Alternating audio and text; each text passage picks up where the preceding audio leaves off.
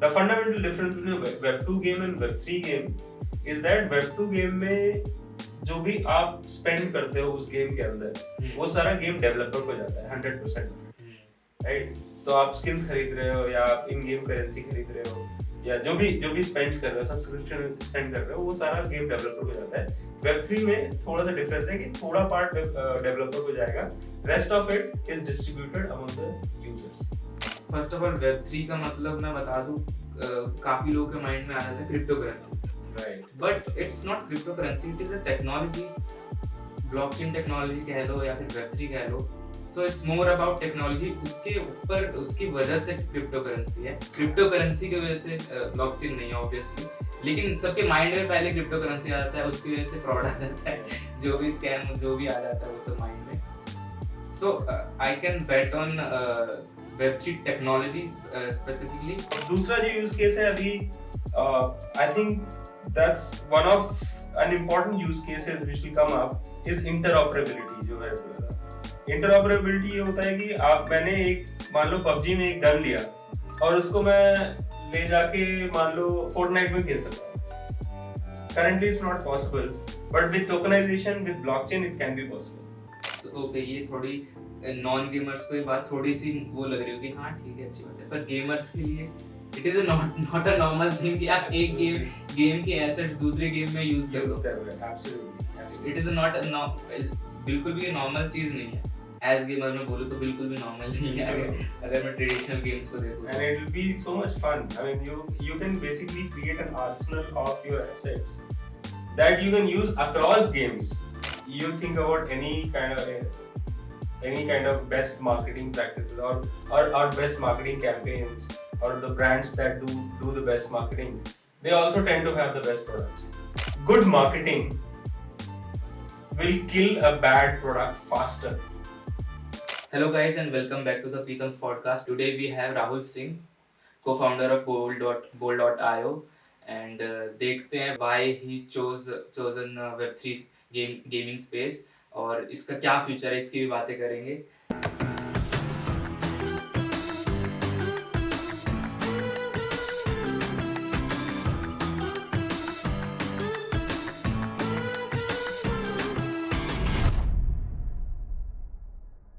So welcome Rahul. Thank you so much. So अभी आप कैसे हो? फीलिंग गुड, ऑल्दो थोड़ा सा ठंड की वजह से अभी थोड़ी सी तबीयत खराब थी मेरी, but I am feeling better now, much better. Thank you. So पहले तो आप लोगों को बता दो कि पहले you are in pro Kabaddi marketing core team, right? So in short what was the journey and आपने कैसे वेब3 को इंट्रोड्यूस, आप कैसे हुए उसमें? राइट, सो मैं 2015 में एमबीए किया मैंने IIM लखनऊ से, और वहाँ कैंपस से ही मुझे स्टार स्पोर्ट्स में मार्केटिंग टीम में प्लेसमेंट मिला। तो वहाँ से जब मैं स्टार स्पोर्ट्स की मार्केटिंग टीम में गया तो प्रो कबड्डी लीग नई स्टार्ट हो रही थी, और मेरा हमेशा से स्पोर्ट्स में इंटरेस्ट था। I was a sports person my self. तो जब वो मुझे एक नई चीज स्टार्ट कर रहे थे और मुझे एक मौका मिला उस टीम को ज्वाइन करने का, तो आई वाज वेरी एक्साइटेड। और कबड्डी बीइंग समथिंग जो लोगों को पता होता है, बचपन में खेली होती है, लेकिन कभी टीवी पे नहीं देखा होता उन्होंने। So that's a new experience, right? वो चीज, कबड्डी को एज अ देसी गेम उसको एक टीवी पे दिखाना, एक ग्लैमरस अवतार में दिखाना, तो उसकी जो वो जर्नी थी ब्रांडिंग की, मार्केटिंग की, that actually gave me a lot of insights into the business of sports, uh, the fan psyche, grassroots level पे कैसे sports काम करते हैं। So उससे मुझे बहुत tremendous experiences हुए वहाँ पे, especially in the marketing and fan engagement point of view। वहां से फिर मैंने जब बाकी स्पोर्ट्स में क्या इनोवेशंस हो रहे हैं वो स्टडी करना शुरू किया, तो मैंने देखा कि in the West a lot of these western sports are adopting web3 in using some or the other factors that define web3 to improve the game experience or improve the sports experience for the fans. तो वहां से मुझे दिखा कि जैसे the likes of NBA top shots और memories हम्म। Media बेच रहे थे, या फिर एनएफटीज। फिर मैंने देखा कि गेमिंग में फैंटेसी में भी चल रहा था, जैसे सो रेयर है, फैन एंगेजमेंट सोशियो। सो मैंने देखा कि स्पोर्ट्स में जो सॉकर है या फिर एनबीए है, बास्केटबॉल है वहां पे, लेकिन क्रिकेट में ऐसा कुछ नहीं हो रहा था। तो being an Indian and being a cricket fan, I thought कि वी कैन डू समथिंग। और वहां से मेरा इंट्रोडक्शन हुआ वेब3 उस रिसर्च से। और मेरे जो को फाउंडर है Akshay Khandelwal, bold.io, we go back 20 years actually. We were friends since first day of college in IIT Madras. तो वो भी स्पोर्ट्स में थे, वो वन चैंपियनशिप में थे। हम लोग डिस्कस किया करते थे चैलेंजेस। उसके बाद फिर हमें लगा कि यार क्रिकेट में कुछ किया जा सकता है और वेब3 में कुछ किया जा सकता है, seeing all these new domains that are opening up for sports. So that's where it started. That's where it started, and we started with some other idea, and then slowly pivoted into gaming because we thought gaming was kind of a very good use case for Web3 in sports. Okay, and it was quite different to market a game like pro kabaddi, क्योंकि marketing हम पढ़ते हैं या फिर colleges में, उसमें majorly product को लेकर के केस स्टडीज आती हैं, प्रोडक्ट या सर्विसेज को लेकर के। एंड एक गेम को मार्केट करना जो एक ट्रेडिशनल गेम है, sort of traditional game it is, and वो कहीं ना कहीं जा रहा था, फिर उसको मेन स्ट्रीम में लेके आना, it was quite tricky and लगा था हो भी जाएगा, राइट? ऐसा कोई प्रेसिडेंस नहीं था। अगर देखा जाए तो India was a single sport nation. Cricket is the only sport that people follow in India, right? बाकी सारे ओकेजनल होते हैं, कभी अगर पीवी सिंधु ओलंपिक्स में फाइनल सेमीफाइनल खेल रही है तो लोग देख लेते हैं, वरना ज्यादा नहीं है। No offense to badminton fans. No offense to any sport. I love all sports by the way. But briefly tennis के अंदर भी इंटरेस्ट आया था जब Sania Mirza was popular. And ऐसे ही आता है, जैसे अभी जैवलिन के लिए इंटरेस्ट आ गया था नीरज चोपड़ा के बाद। तो ये ओकेजनल था। तो ऐसा कोई प्रेसिडेंट नहीं था कि एक सेकंड स्पोर्ट भी कंट्री में हो सकता है। पॉकेट्स में है, फुटबॉल है जैसे कि, तो वेस्ट बंगाल में है, केरला में है, पॉपुलर है। इवन फॉर दैट मैटर जब भी फुटबॉल वर्ल्ड कप जैसे अभी चल रहा है तो काफी इंडिया में फीवर चालू हो जाता है, राइट? केरला में अर्जेंटीना और ब्राजील के फैंस हैं, वेस्ट बंगाल में हैं, all of that, right? But ऐसा एक सेकंड स्पोर्ट नहीं था कंट्री में। तो जब प्रो कबड्डी स्टार्ट कर रहे थे, there was always a fear also कि how will it go, but at the same time the challenge was कि चैलेंज मल्टीपल थे। If you ask me, first of all Kabaddi as a sport is traditionally a village sport, considered a village। So उसकी positioning ऐसी है कि ये गांव वालों का स्पोर्ट है या मिट्टी का स्पोर्ट है ना, मड में खेला जाता है, राइट? तो उसको आप उठा के कैसे ग्लैमराइज करोगे, कैसे उसको इतना एस्पिरेशनल बनाओ कि लोग उसे एक्चुअली देखना चाहें। Second challenge with kabaddi is that उसका कोई इंटरनेशनल वर्जन नहीं था, राइट? सो बाकी सारे स्पोर्ट्स में क्या होता है कि द एंटायर, जैसे ओलंपिक्स का मैंने एग्जांपल दिया, जैवलिन का एग्जांपल दिया, right? The entire country comes together to support the country, not the sport, right? तो हम इंडिया को चीयर करते हैं, right? Team India. But in kabaddi there is no international kind of World Cup or something like that of value that we can cheer for. I mean, there are or which excites the world. हाँ, which excites the fans unite together, right? So एक वो भी aspirational value missing थी उसमें। और सबसे बड़ा तीसरा जो चैलेंज हमारे पास था वो ये था कि लोगों को लगता था कि इसमें कोई स्किल नहीं है कबड्डी खेलने, क्योंकि बचपन में बच्चे भी कबड्डी खेल लेते थे, बड़े भी कबड्डी, कोई भी खेल लेता है, राइट? सो क्रिकेट में at least you need a skill, bowling आनी चाहिए, बैटिंग आनी चाहिए, फुटबॉल में बॉल कंट्रोल आना चाहिए, किक मारना आना चाहिए। बट कबड्डी में क्या है, जाके छू के आ जाना, राइट? ये लगता है लोगों को, ऐसा है नहीं। जबकि जब मैंने खुद कबड्डी के अंदर स्टडी किया, जब मैंने खुद उसको मार्केट करने के लिए स्टडी किया, तो मैंने पाया कि actually kabaddi is a very very technical game.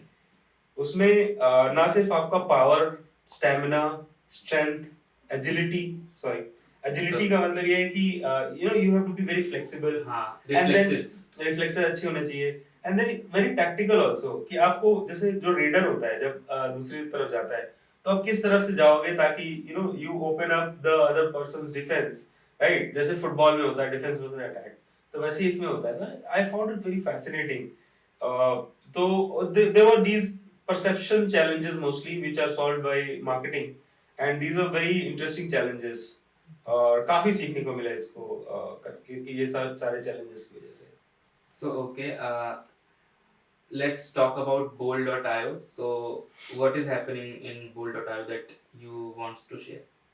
Right.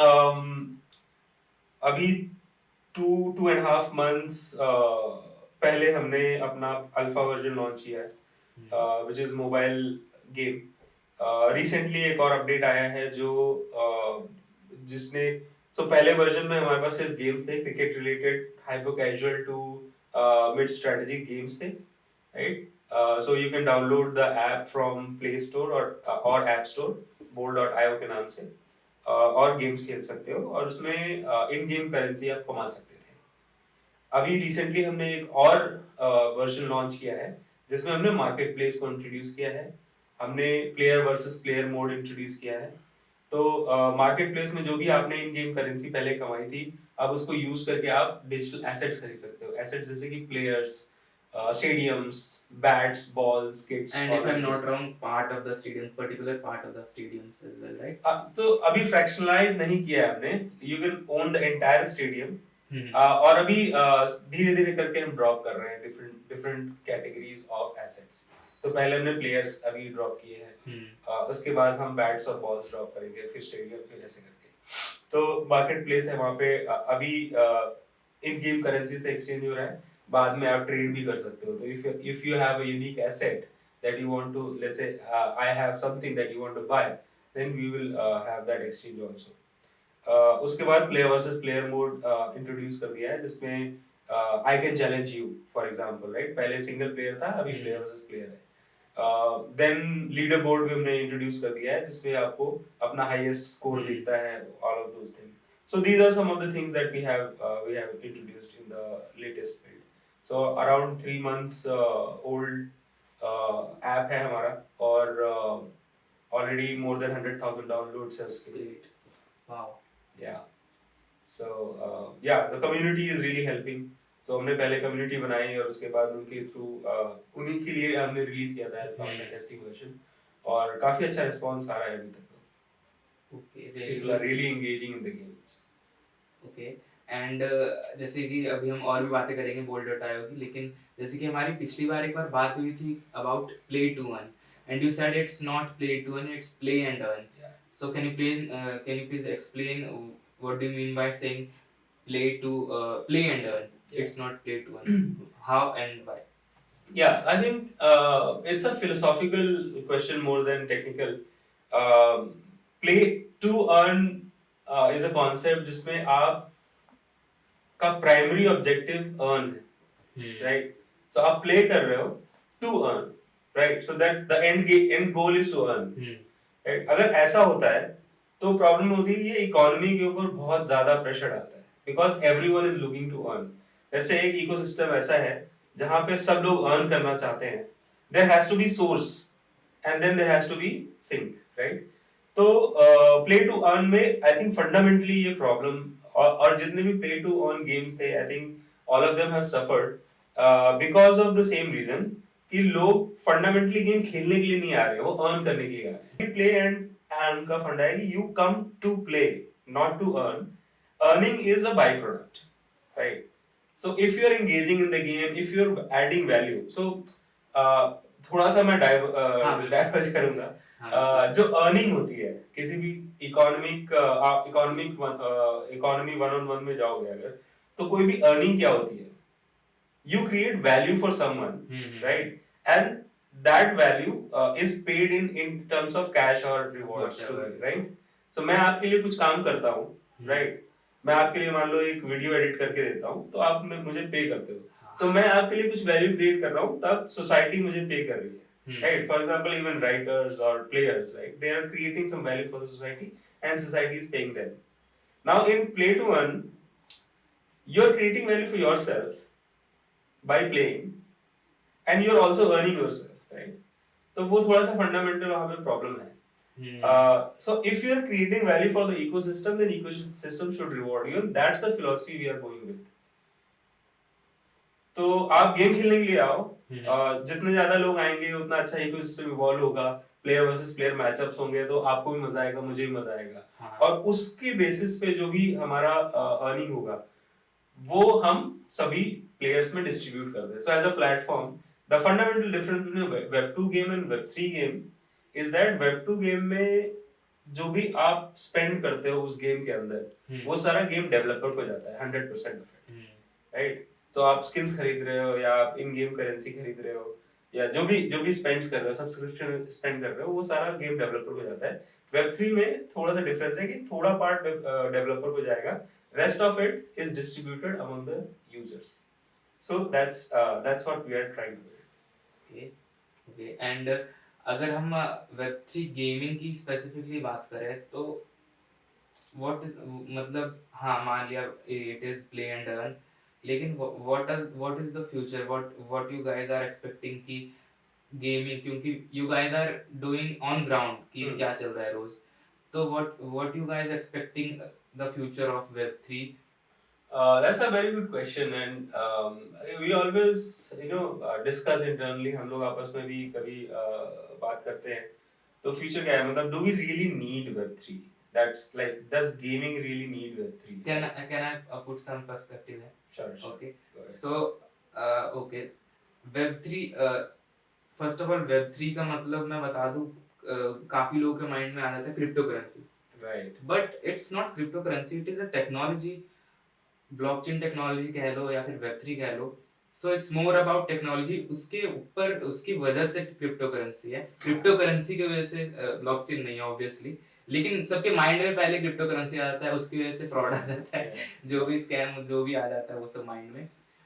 So I can bet on Web3 technology specifically कि इसका श्योरली इसका फ्यूचर है, बट इसको राइट वे में यूज करना है, कर रहे हैं लोग, और कुछ रॉन्ग वे में कर रहे हैं. तो वो राइट वे में ज्यादा से ज्यादा पोर्शन राइट वे में यूज करने का हो जाए, वो फ्यूचर में हो जाएगा, मुझे ऐसा लगता है. Absolutely, I think you hit the nail on the head. I think problem is that because of the whole hype around DeFi and cryptocurrency and all of that that happened last couple of years, ये चीजें थोड़ा सा mingle हो गई है, like people के दिमाग में, मतलब people think that blockchain is crypto is Bitcoin, like all of that, but that's actually not true. Blockchain is the technology that powers these things, right?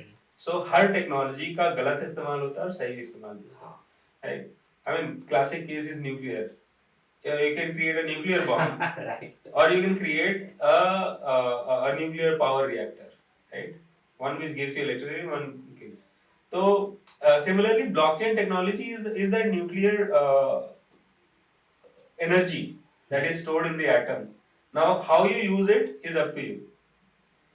So DeFi में बहुत सारे ऐसे प्रोजेक्ट्स हैं जो अच्छे भी हैं, right? There are जो क्रिप्टो प्रोजेक्ट्स हैं, but crypto is just a financial instrument that is built upon the blockchain technology, right? उसी ब्लॉकचेन टेक्नोलॉजी के ऊपर, ब्लॉकचेन का फंडामेंटल चीज क्या होती है? Decentralisation, trustless and security, right? तो वो सारे फंडामेंटल्स को यूज करके आप कहीं भी उस सॉल्यूशन वैल्यू ऐड कर सकते हो किसी भी सॉल्यूशन में, बट वो आप कैसे कर रहे हो, वो दैट्स अ प्रॉब्लम, राइट?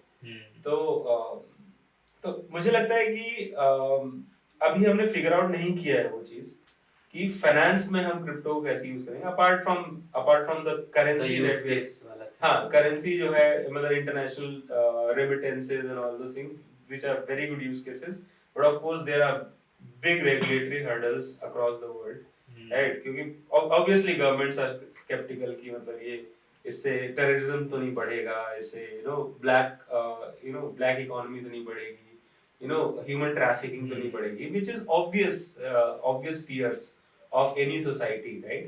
अगर ट्रांसपेरेंसी नहीं है पैसे के अंदर, सो इसलिए मुझे लगता है कि because that's a very serious use case, it will obviously take a lot of time to build trust from the agencies, from the governments, from people trust, Hmm.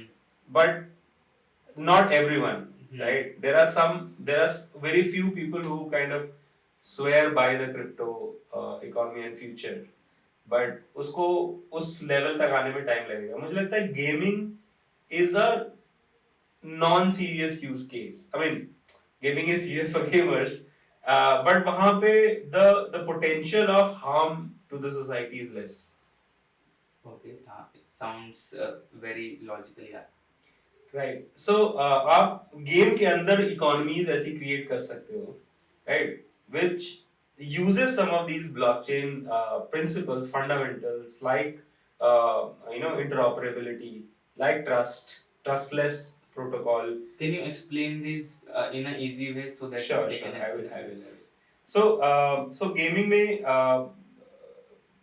Blockchain का यूज हम 3-4 तरीके से कर सकते हैं, राइट. एक है interoperability. So basically blockchain क्या देता है, हमें एक ऑप्शन देता है यूनिक डिजिटल एसेट्स क्रिएट करने का, राइट.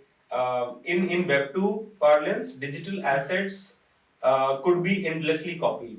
तो अगर मैंने मान लो अपने फोन में एक फोटो लिया और मैंने आपको भेजा, तो मैं आपको एक कॉपी भेज रहा हूँ. आपने वो फोटो किसी और को भेजा, तो वो आप एक कॉपी भेज रहे हो, तो उसकी एंडलेस कॉपीज बन रही है, राइट. लेकिन अगर मैंने उसी पिक्चर को एनएफटी में कन्वर्ट कर दिया, एनएफटी यूजेस ब्लॉकचेन टेक्नोलॉजी, और वो उसको यूनिक बना देता है. तो अब मैं जो आपको भेजूंगा वो आपको यूनिक पिक्चर मिलेगा, right. You can not copy it. So similarly जो डिजिटल एसेट्स होते हैं, राइट, मान लो एक गेम है, गेम के अंदर मैंने एक गन ली है. Let's suppose it is a Web2 game. It's a Web2 game, yeah. right? Now there is a unique gun, for example, right?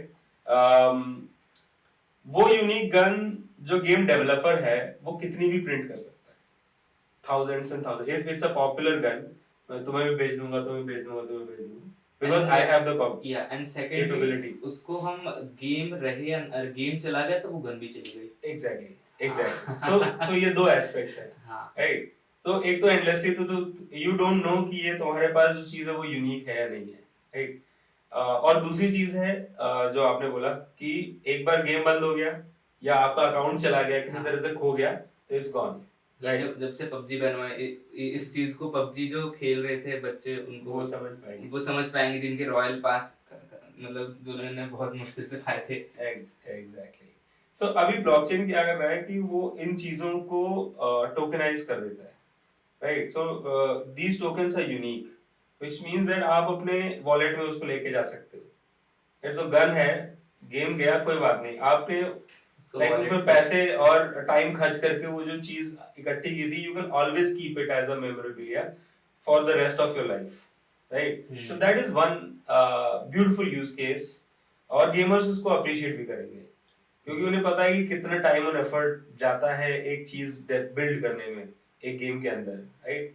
And they want to preserve it. Gamers community are really positive. जितना मैंने Web3 gaming के बारे में या फिर in general gaming community के बारे में रिसर्च किया था, they are very possessive about their games and community. Absolutely, and emotional, उसमें एक इमोशनल इन्वेस्टमेंट होता है. Gamers put a lot of emotional investment into it. तो एक वो है, और दूसरा जो यूज केस है अभी, I think that's one of an important use cases which will come up is interoperability, जो मैंने बोला था. इंटरऑपरेबिलिटी ये होता है कि मैंने एक मान लो पबजी में एक गन लिया और उसको मैं ले जाके मान लो फोर्टनाइट में खेल सकता हूँ. Currently it's not possible, but with tokenization, with blockchain, it can be possible. So okay, ये थोड़ी नॉन गेमर्स को ये बात थोड़ी सी वो लग रही होगी, हाँ ठीक है अच्छी बात है, पर गेमर्स के लिए it is not a normal thing कि आप एक गेम के एसेट्स दूसरे गेम में यूज कर रहे हो. Absolutely. इट इज नॉट बिल्कुल भी ये नॉर्मल चीज नहीं है. एज गेमर में बोलूं तो बिल्कुल भी नॉर्मल नहीं है अगर मैं ट्रेडिशनल गेम्स को देखूं. And it will be so much fun. I mean, you can basically create an arsenal of your assets that you can use across games, right? एक तो वो हो गया. दूसरा ये होता है कि यार आप ये सोचो कि लेट्स से मैं सिंपल एग्जांपल लेता हूँ कि आप हमेशा चेस खेलते हो, जैसे मान लो if you play, do you play chess? Little bit, little bit, इतना नहीं, राइट? ठीक है, मैं भी ज्यादा थोड़ा नहीं। थोड़ा बहुत ही खेलता हूँ, राइट? हाँ। तो मेरी एक एक प्लेटफॉर्म पे मैं गेम खेलता हूँ जहाँ पे अ, लोग लोगों के अगेंस्ट खेल रहा हूँ, तो वहां पे मैंने अपनी एक प्रोफाइल बना ली, right? Now that profile I have let's say risen to second or third or fourth tier, so there are multiple tiers, right, in any game. So you are amateur to begin with, and then you become a semi-pro and a pro, and like all of that. You keep rising in the And then ranks, master right? And then you become master, in chess, grandmaster, and yeah. all this. But if you go into another game which is based on chess, you start from zero again, right? And then you have to do everything to rise up the ranks again in that platform, right? तो मुझे लगता है web 3 का एक और beautiful use case ये हो सकता है, जो अभी हम भी सोच रहे हैं और बिल्ड करने की सोच रहे हैं, I am sure others must be thinking as well, कि आप अपनी प्रोफाइल को ही कहीं दूसरे गेम में ले जा सकते हो। So let's say there is a first person shooter game in which you are a sniper, right? एंड वो चीज तुम्हें पता है कि गेम को पता है कि ये स्नाइपर है and he is at that level. Now you can directly read the benefits of Okay. that level in another game which is completely new to you, but you're already trained, like you are trained assassin, right? You're trained sniper, so you don't have to go through the hoops, छोटे Yeah, छोटे nickname, name, हाँ, मतलब then वो सारी play चीजें, from the scratch. हाँ, tutorials खेल रहे हो आप, है ना? All of those things, people are like training wheels लगा के तुम्हें सिखा रहे हैं कि कैसे खेलना है, and so you already know.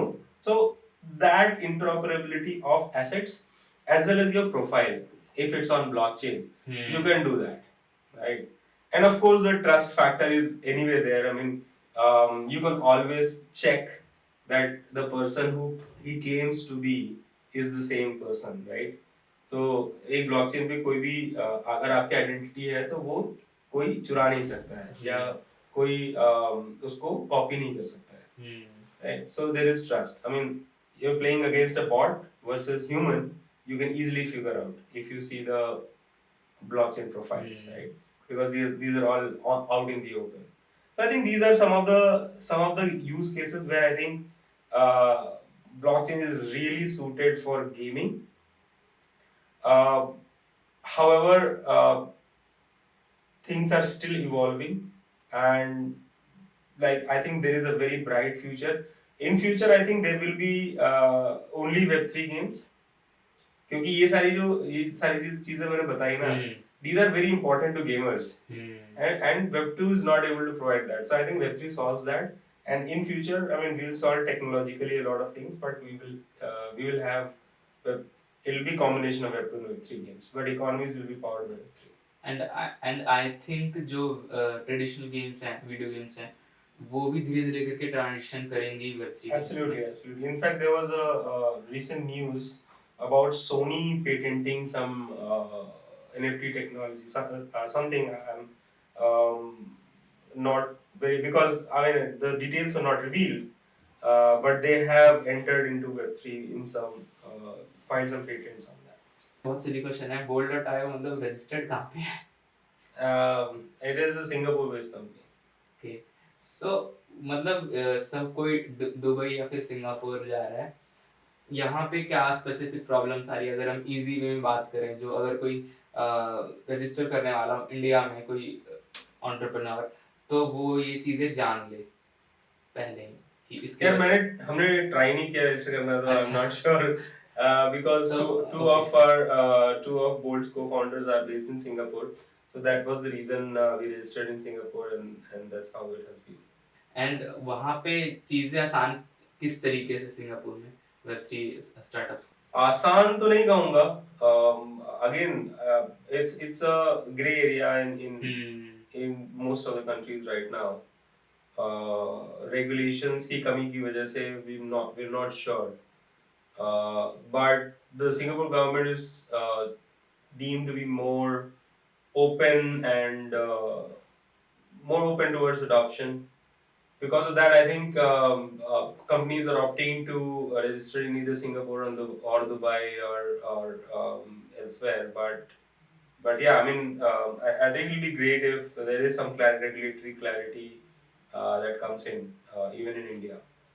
सो हम बोल्डर टायो की बात करें तो क्या चीज़ें नई आ रही हैं? अभी तो आपने बताया कि अभी कुछ महीने पहले लॉन्च हुआ और अच्छे खासे नंबर भी आ चुके हैं download which is touch wood very really good and अभी इन फ्यूचर क्या-क्या चीज़ें आने वाली हैं? क्या अपडेट्स होंगे बोल्डर टायो की तरफ से?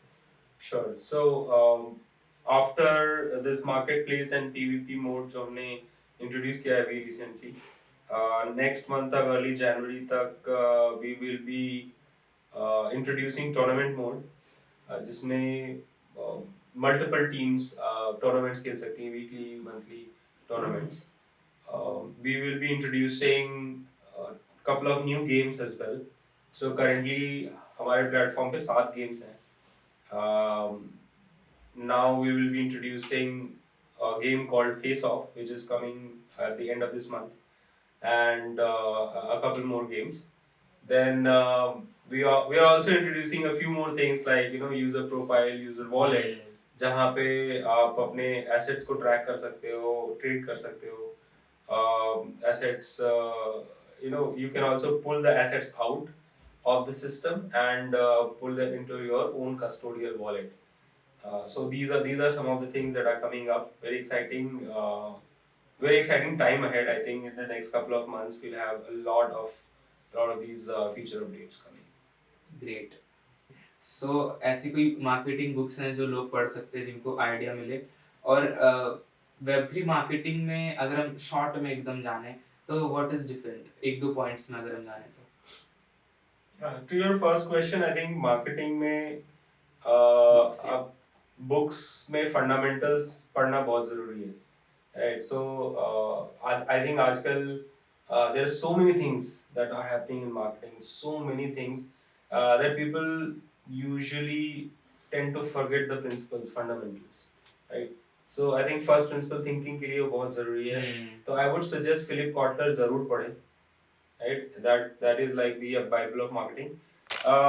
उसके अलावा फिर आप you can dive into either the communication channels. I mean, depends on which area you want to pick. There's performance What marketing, about Seth social Godin? media. Seth Godin gives you a lot of practical, gyan. So I think that's also pretty good. But I tend to follow more first principles books, जहाँ पे fundamentals की बात होती है, concepts की बात होती है, and then I top them up with the new things that are going on, right? So that's about books, and you can follow a lot of these people on YouTube as well. I mean, there are a lot of content on YouTube and Twitter that you can follow. Difference between Web 2 and Web 3 actually, again, going back, अगर आप first principles से देखोगे तो कोई difference नहीं है, right? Only the methodology, tactics change, but strategies don't, right? So यहाँ पे भी आप वही you have something that you want to sell to the end user, right? So first is of course you have to identify the end user, and then you have to identify their pain point and how your product is solving that pain point, right? And how you communicate. So again, thinking from that perspective, I think everything becomes clear. One thing that is actually considered unique to Web 3, but I don't consider it unique, is creating a community. I think creating a community should anyway be done, whether it's a Web 3 project or even Web 2 project or any product, right? If you create a community, if you create that this bunch of fans for your product, no matter what that product is, then that's actually a wonderful thing to do, and that's something that every brand should try to do. So I think community obviously किसी भी product के लिए या फिर किसी भी company के लिए B2C कम्युनिटी होना बहुत अच्छी बात होती है लेकिन ऐसा जरूरी नहीं कि कम्युनिटी कोई नई चीज है इन माय ओपिनियन absolutely. मतलब नाइकी जब नया नया आ रहा था जब उन्होंने बहुत अच्छे से मार्केटिंग कैंपेन्स लॉन्च किए या फिर एप्पल तो उनकी भी कम्युनिटी थी और जब सोशल मीडिया नहीं था जब भी कम्युनिटी थी वो अलग बात है कि हम उनको एक्सेस नहीं कर पाते थे किसी डिजिटल प्लेटफॉर्म पे, व्हाट्सएप ग्रुप में या फिर डिस्कॉर्ड ग्रुप्स में, बट अभी है कि हम एक प्लेटफॉर्म पे उसको इनको इकट्ठा कर सकते हैं to communicate. Correct. This is the difference what I am seeing. Absolutely. See, marketing, good marketing is obviously, great. But you think about any kind of best marketing practices, or best marketing campaigns, or the brands that do the best marketing, they also tend to have the best products. Right? People consider Nike or Apple as one of the best marketing companies in the world, best brands in the world, but they are made not. I mean, Only marketing because helps, of marketing. but the product itself, and that's what we should never forget. Product is as important market. So Sure. one quote that I read somewhere, which was always stuck with me, was, um, good marketing uh, will kill a bad product faster, right? Okay. So अगर Okay. Product खराब, I have product read this. अच्छा नहीं है, ये मैंने पढ़ा हुआ है. और हाँ. तुमने बहुत अच्छी मार्केटिंग कर दी, तो it'll be killed faster, Yeah. right? ये Because मैंने more पढ़ा people हुआ है. will get to know, and more people will and then die its own death. Okay. So the product has to be at the core of your marketing efforts. But of course, great marketing, greatly enhances your bottom line, revenues, whatever your end achievement metrics that you want to chase. So अभी के लिए हम यहीं पे wrap up करते हैं podcast को. कभी कुछ नेक्स्ट पॉडकास्ट, अब आगे भी राहुल सर आएंगे हमारे पॉडकास्ट में with new updates in bold.io. तो जिन्होंने भी विजिट नहीं किया है वो तो ऑब्वियसली जाओ, ऑलरेडी इतने सारे डाउनलोड्स हो चुके हैं, मैं लिंक डिस्क्रिप्शन में दे दूंगा. Thank you so much for watching Pritam's podcast, and obviously bold.io and Rahul के भी आपको लिंक डिस्क्रिप्शन में मिल जाएंगे. And yeah, Thank you for having me here. thank you so much for your time, and please subscribe. Please subscribe to Pritam's podcast. Thank you so much, and thank you so much for your time. Thank you. Thank you.